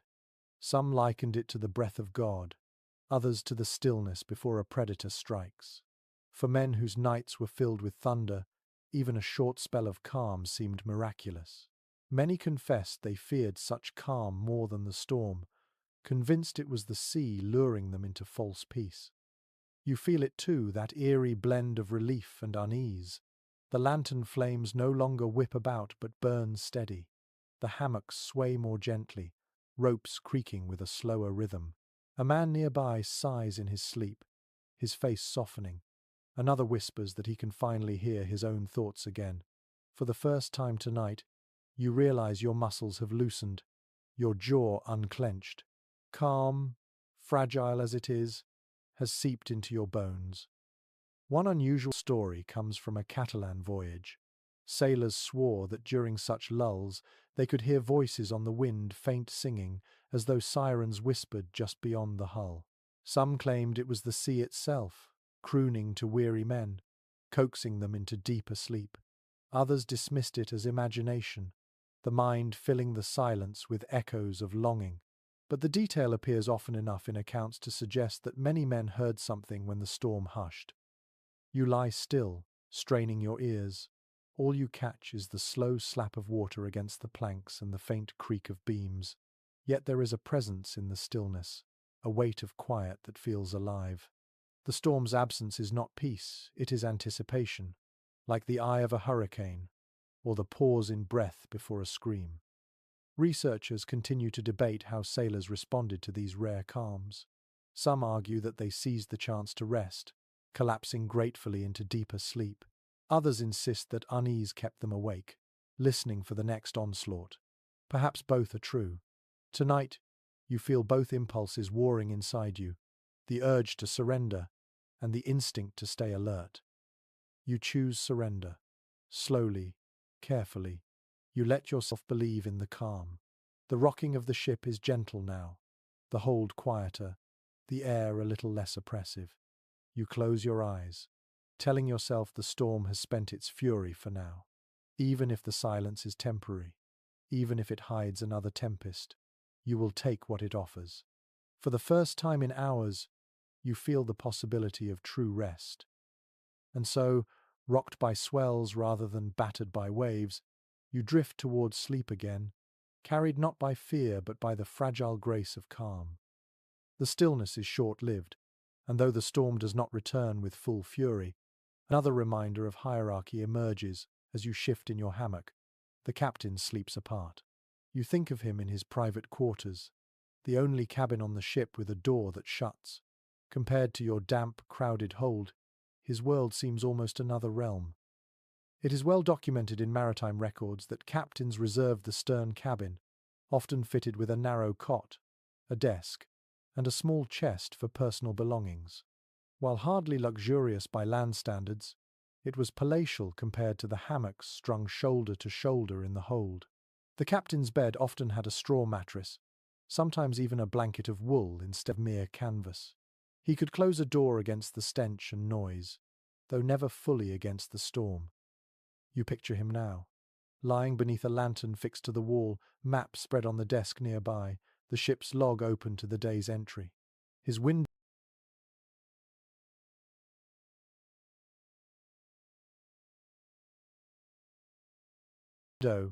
a stern gallery if the vessel is large enough, rattles with the sea's spray, but the air he breathes is less foul than yours.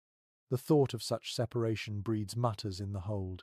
A sailor beside you grumbles that the captain dreams of gold while they drown in sweat and vermin. Another counters that command carries its own curses that the man in the stern cannot sleep because the ship's fate weighs on his chest. One curious detail survives in a Flemish sailor's tale. During a voyage through the Bay of Biscay, the captain, unable to rest in his own cabin, abandoned it and chose instead to sleep among the men in the hold. He claimed he could not command them by day if he did not share their misery by night. Some saw it as noble. Others suspected he feared mutiny if he kept himself apart. Whether genuine or strategic, the act was remembered long after the voyage. Scholars remain divided on whether officers truly enjoyed their relative comfort. Some argue that even the smallest privileges, dryness, privacy, cleaner air, made a difference, cementing authority. Others note that sleeplessness plagued captains as much as sailors, since responsibility kept them restless. Perhaps the truth lies in between. Their bunks were drier, but their dreams were heavier. You turn in your hammock and imagine yourself in that cabin. Would the cot feel softer, the air easier, the silence deeper? Or would the solitude be worse, leaving you alone with the creak of timbers and the weight of decisions? Here in the hold, misery is at least shared. Every cough, every groan, every muttered prayer is a reminder that you are not alone. In the captain's cabin, the silence might be more suffocating than the stench. Still, envy lingers. You think of his thicker blanket, his bolted desk, his locked chest of belongings, small things yet immense in this floating world. For you, sleep is fragile, broken, stolen in scraps. For him, perhaps it comes more easily or perhaps not at all. Either way, the gulf between stern and hold feels wider tonight than the sea itself. And so you close your eyes again, swaying among the common crew, wondering what it must be like to sleep in command, where every dream is haunted not by vermin or damp, but by the burden of a ship and all who sail within it. The storm has eased, but the night is long, and sleep never comes easily. After food, after prayer, after muttered complaints about the captain's cot, another sound rises in the hold's soft humming. It begins with one man, then spreads in ripples. Soon,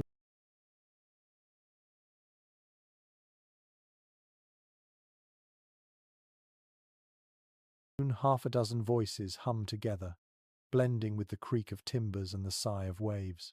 The melody is simple, repeating like the sea itself, but in its repetition lies comfort. Surviving accounts from Iberian voyages mention this habit of night singing. Sailors would share snatches of ballads, hymns, or working chants, altering the words to suit their mood. A verse about a saint might be followed by a crude joke about hardtack, or a love song twisted into a parody about rats. The songs were rarely sung in full, only fragments, enough to stitch a fragile net of sound against the vast silence of the ocean. You hear it now, low and steady, a patchwork of languages and tones.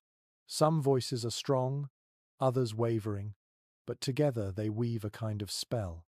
For a moment, the hold feels less like a prison and more like a gathering hall. The storm may rage outside, but here below, men reclaim a piece of themselves through song. One unusual detail appears in a Venetian account. Sailors swore that singing before sleep could chase the sea from their heads. The rhythm of the chant, they believed, loosened the grip of fear, as though their voices built a barrier between themselves and the ocean's fury. Others claimed it offended spirits, ensuring they left the ship alone. Whether superstition or psychology, the effect was the same. The air grew warmer, softer, more human. You hum along, hesitant at first, then stronger. The notes vibrate in your chest, mingling with those around you until individual voices blur. The words do not matter, the act of joining does. The hammock sways, the air still reeks, but now the noise is yours, not the storm's. For a few fleeting minutes, the ship's belly feels alive with harmony. Historians continue to debate the role of music on voyages. Some argue it was chiefly practical, tied to labor and rhythm on deck. Others emphasize its emotional weight, pointing to songs as anchors of sanity during long nights.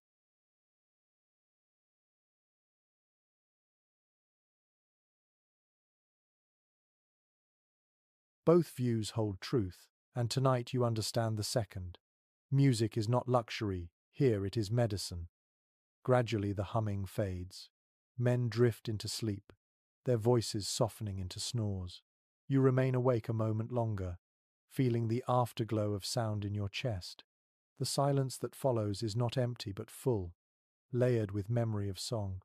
And as your eyes close, you carry those notes with you, a lullaby stitched from exhaustion, humor, faith, and the stubborn will to endure.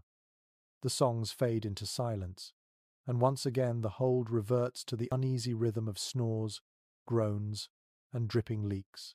But as the hours stretch on, the toll of this fractured existence begins to reveal itself. Sleep, so often broken, so rarely complete, leaves men weakened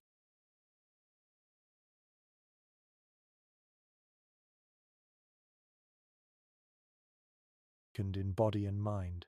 You can feel it yourself, the ache in your limbs, the heaviness behind your eyes, the sluggishness in your thoughts. Exhaustion is not simply an inconvenience here, it is a danger. Medical treatises from the late medieval period mention shipboard maladies, linked not only to diet and dampness but to poor rest. Chronic fatigue was known to make sailors more prone to fever, injury, and despair. Officers noted in logs that men who missed too many hours of sleep became clumsy on deck, slow to respond to orders, and quick to quarrel. On stormy nights, when every mistake could be fatal, a tired hand was as great a threat as a broken mast. You watch now as a man stumbles in the dark, nearly tripping over a coil of rope. His shipmate catches him with a curse, shaking his head. The stumble is small, but it speaks volumes. How many tasks, from tying a knot to steering the rudder, might falter tomorrow because bodies and minds are dulled by lack of sleep? A striking note in a Hanseatic logbook describes sailors who began hallucinating after too many broken nights. One man swore he saw a candle flame dancing on the sea, another claimed to hear bells ringing underwater. Their companions laughed at first, but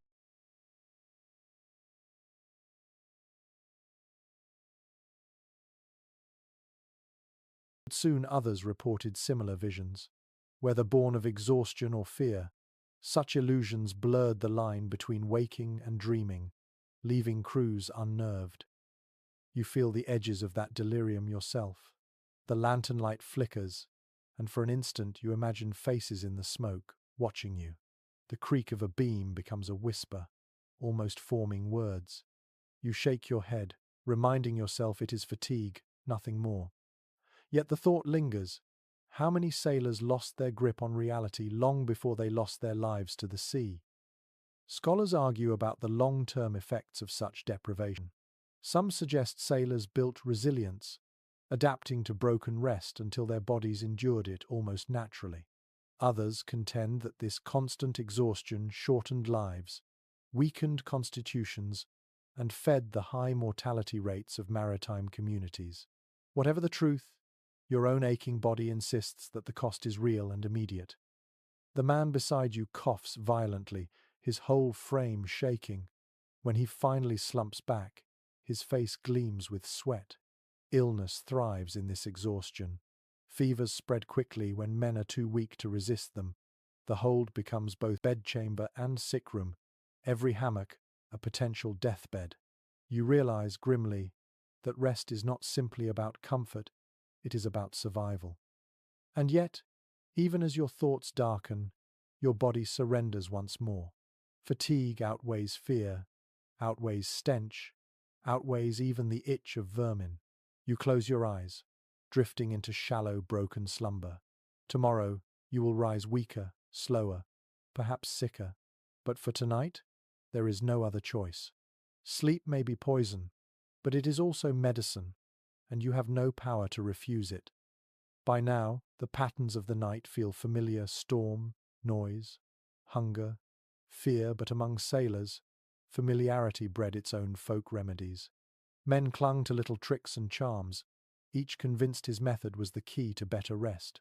Some worked, others did not, but all gave the illusion of control in a world where control was scarce. Contemporary journals hint at these makeshift cures. One sailor chewed dried herbs before bed, claiming the bitter taste kept away night sweats. Another rubbed garlic on his skin, insisting it repelled lice as well as evil spirits. A third swore by knotting a length of rope 3 times, then laying it beneath his hammock, an act, he said, tied down bad dreams. These practices were rarely sanctioned by officers, but no one interfered. On a stormy voyage, any comfort was tolerated. You notice a man nearby carefully tucking a sprig of dried rosemary into the folds of his blanket. The scent, faint but sharp, cuts briefly through the stale air.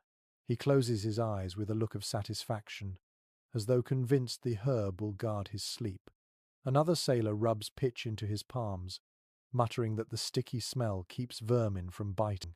It is hard to know whether either method works, but the men believe, and belief is half the battle.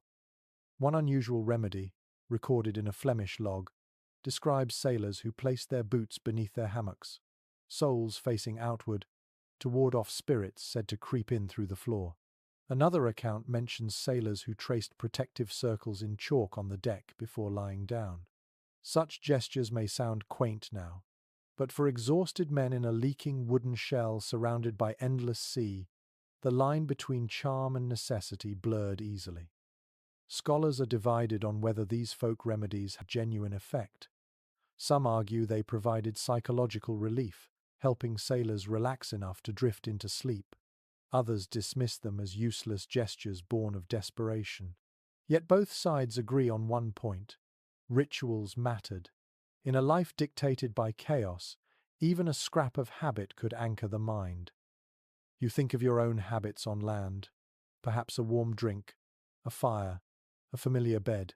Here, none are possible, so you improvise. You pull your cloak tight and trace a slow pattern with your finger against the wood of your hammock, imagining it as a charm. It does not matter if it works. It matters that it feels like something. The air thickens with the mingling of scents: rosemary, garlic, smoke, damp wool. It is not pleasant, but it is different enough to distract your mind. You hear one sailor whispering to himself, repeating a rhyme like a lullaby. Another hums under his breath, the tune more ritual than song. These little acts form a patchwork of resilience, each man weaving his own barrier against sleeplessness. Eventually, your own charm, simple as it is, begins to work. Your eyelids grow heavy, the storm's noise dulls, and you slip towards slumber. Whether herbs or garlic or rope truly help is a question for scholars. For sailors, the answer is simpler. If it helps you close your eyes, it is worth believing. The night deepens, and with it, the old stories return. When the body is too tired to move and the air too heavy to breathe, sailors fill the silence with whispers of the sea's mysteries. You hear them now, two men trading tales beneath their hammocks, voices hushed as though afraid the ocean itself might be listening. Accounts from medieval voyages confirm that storytelling was a common companion to sleepless nights. These were not cheerful fables, but grim legends. Cursed voyages, ghostly ships glimpsed through lightning, drowned men who returned to claim their shipmates. In the absence of books or comfort, such tales gave shape to the fear already thrumming through every heart. A storm was terrifying enough. A storm haunted by spectres was worse. Tonight's story drifts through the hold like smoke. A sailor swears his uncle once sailed a ship where a man who drowned in the rigging was heard whistling in the night for weeks afterward. Another adds a tale of a vessel that vanished in calm seas, its lanterns still burning when found adrift, the crew nowhere in sight. The listeners groan or laugh nervously, but none dismiss the stories outright. To deny them would be to tempt fate. One peculiar tradition, recorded in a Catalan log, describes sailors tossing bits of bread into the sea during storms, believing it would appease the hungry spirits below. Another account mentions coins slipped between the deck planks as offerings to drowned comrades. These rituals blurred the line between respect and superstition, but they gave men a sense that they were not entirely powerless against the unknown.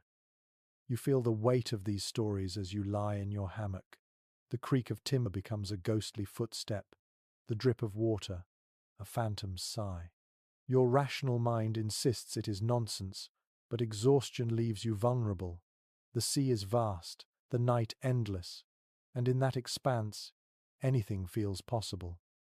Scholars still debate whether such legends were believed literally or served more as metaphors for the dangers of seafaring. Some argue sailors truly feared spirits clinging to the hull. Others suggest the tales were coping mechanisms, giving men a way to voice their dread. Perhaps both are true. What matters is the effect. The stories made the hold feel alive with unseen presences, magnifying every noise into omen. A sudden gust rattles the hatch, and several men flinch. Nervous laughter follows, but it is thin. Someone mutters a prayer. Another spits on the deck to ward off ill luck. These responses are automatic, ingrained by tradition as much as belief. You realize that in the fragile hours before dawn, legends become more powerful than storms. You close your eyes, whispering nothing, choosing silence over superstition. But the stories linger anyway, woven into the dark like cobwebs. You wonder if tomorrow the same tales will be told again, reshaped and exaggerated, feeding the cycle anew. For now, you surrender to them, as you surrender to the sea, knowing that in this floating world, fear itself is as constant a companion as the waves. By the time the stories fade, your body is past weary. The storm has weakened, though the sea still churns, and for once the hammocks sway in something closer to rhythm than chaos. You realize that, despite the vermin, the stench, and the endless noise, there are nights when sailors manage true rest. Rare, fragile, but real moments when exhaustion and circumstance align just enough to allow the body to sink deeply into sleep. Shipping logs occasionally mention these blessed intervals. Calm seas, steady winds, and a disciplined watch meant some crew could sleep for 3, even 4 uninterrupted hours. To a modern ear, that may sound insufficient, but for men used to scraps of rest, it was luxury. One sailor wrote with awe of a night when he woke to find he had not stirred once, calling it a gift from God greater than gold. You feel the difference immediately. The hammock rocks gently, not violently. The air, though still foul, is less suffocating with the hatch partly open. No one coughs nearby, no one cries out. Even the rats seem subdued, scurrying less urgently. For the first time in days, you believe in the possibility of comfort. A curious anecdote from a Hanseatic voyage tells of sailors who, on rare calm nights, dreamed not of drowning but of feasts and laughter. One man claimed he smelled roasted meat in his sleep, though no such meal had touched his lips for months. Another woke laughing from a dream of dancing, insisting he had never felt so rested. Whether the sea allowed these visions or the mind seized them greedily when untroubled, such nights became legends themselves, remembered long after storms were forgotten. You let your body loosen completely, arms slack, breath steady. The hammock cradles you as though the sea has momentarily chosen mercy. The usual irritants, drips of water, scratching vermin, sour air fade into the background. Even the snores and mutters of shipmates seem gentler, blending into a chorus less hostile than before. Historians have long discussed whether sailors truly found restorative sleep or simply collapsed into unconsciousness too deep for memory. Some argue that constant fatigue meant the body never fully healed. Others point to accounts like these, suggesting that when conditions aligned, even the hardest voyage could offer moments of genuine restoration. Whichever is true, tonight you feel it. The slow, soothing pull of sleep that does not fight you but welcomes you. You dream not of drowning, not of monsters, but of sunlight over calm waters. In your vision the ship glides smoothly, gulls wheel above, and laughter drifts from the deck. For once, the ocean does not menace but embraces. It is a dream born of exhaustion, but also of longing for peace, for stability, for the smallest kindness in a world built of storms. And as you drift deeper, you realize how rare such a gift island tomorrow may bring: thunder, waves, or rats in your hammock. But tonight, for a few precious hours, the sea lets you rest. When dawn finally presses faint light through the hatch, you feel as though you have lived a lifetime in the night. The storm has quieted to a grey drizzle, and the air below deck is heavy with the aftermath of endurance. Men stir reluctantly, rubbing eyes red from smoke and exhaustion, groaning as stiff joints protest. The hammocks sway lazily now, but the relief is not immediate. The toll of sleeplessness lingers in every hunched back and hollow gaze. Port records and diaries often mention mornings after storms as moments of collective weariness. Crewmen stumbled onto the deck with swollen eyes and aching limbs, their bodies battered more by fatigue than by waves. Even the officers, who slept in drier quarters, carried the mark of the night. Tasks that normally required precision coiling ropes, raising sails, mending lines were performed clumsily, with more curses than usual.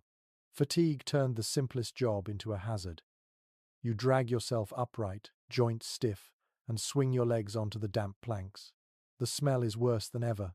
Sweat, mildew, stale ale, and the sour tang of vomit left from seasick men. No one bothers to clean yet. The storm has left too much to repair above. Below, you sit in the aftermath, your body hollowed by broken rest. A curious observation from a French merchant vessel notes that sailors sometimes moved like sleepwalkers after such nights. They carried out their duties without speaking, eyes unfocused, as though still trapped in dreams. The chronicler compared them to ghosts, claiming the ship itself seemed crewed by phantoms until proper rest was restored. You glance around now and see the truth of his words. Men moving sluggishly, hair plastered to foreheads, eyes dulled, as if only half alive. Some historians argue that this collective fatigue bred disciplined men too tired to quarrel, too drained to mutiny. Others suggest it eroded morale, feeding resentment toward officers who slept better. Both views may hold truth, depending on the voyage. Here, in the dim hold, you feel only the dull ache of survival. No energy remains for anger. All thought is bent toward enduring the next task. You hear the call to deck, muffled but insistent, and men begin to rise.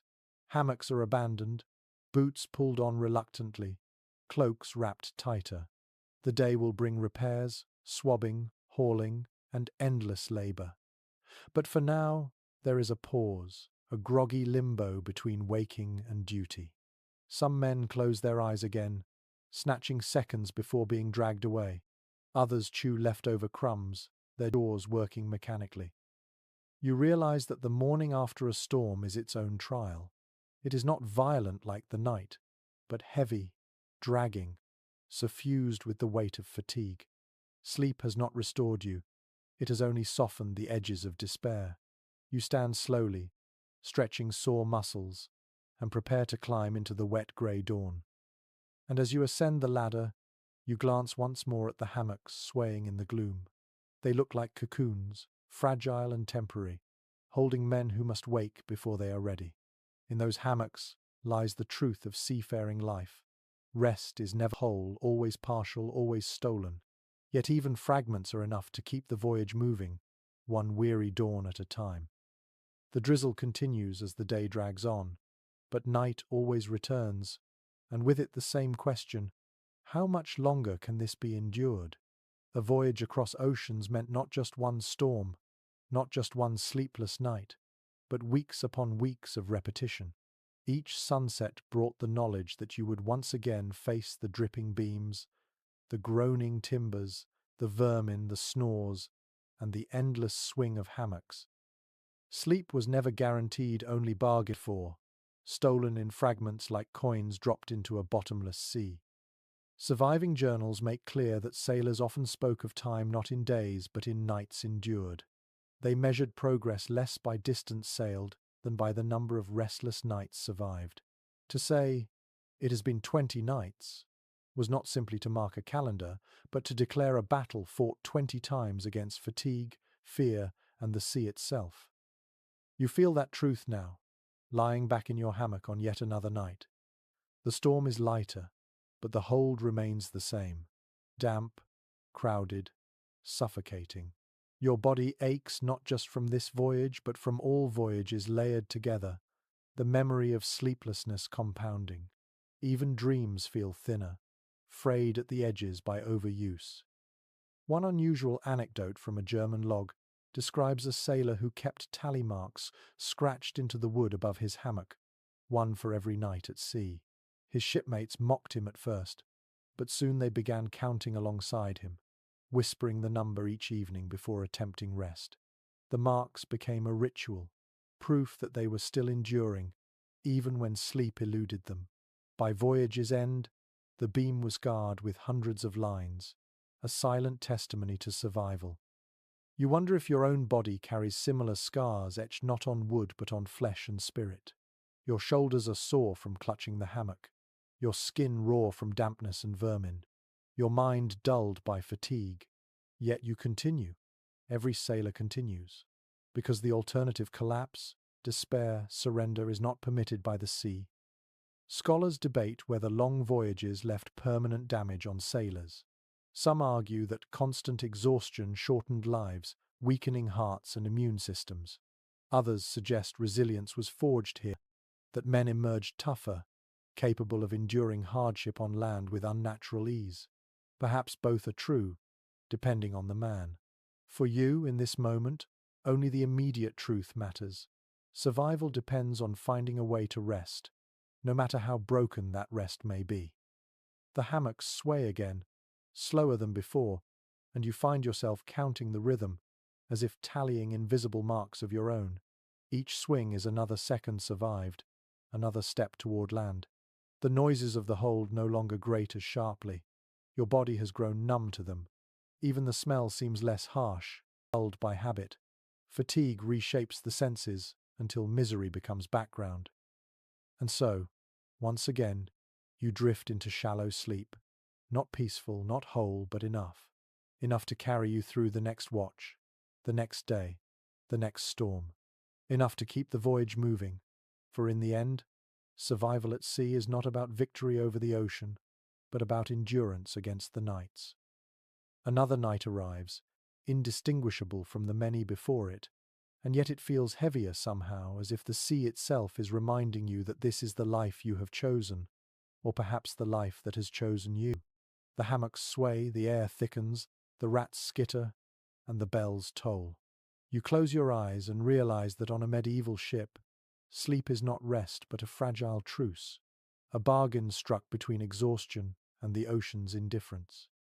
Contemporary chronicles are blunt about this reality. Sailors did not expect comfort. They expected to endure.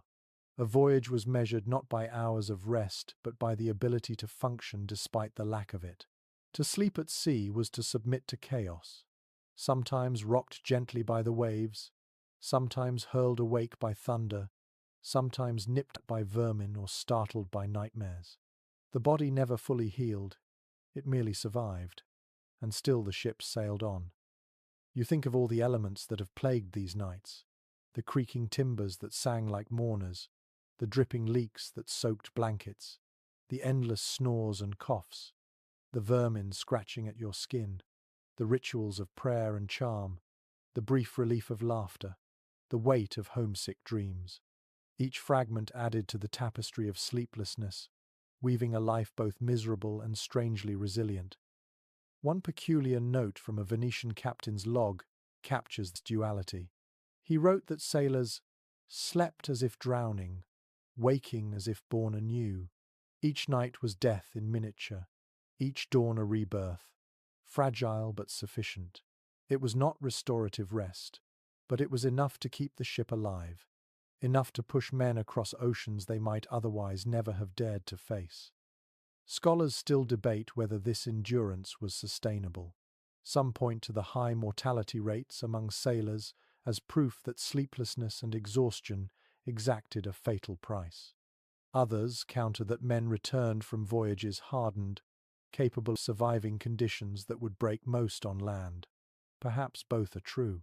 Perhaps the sea simply revealed the limits of each man, sorting those who could endure from those who could not.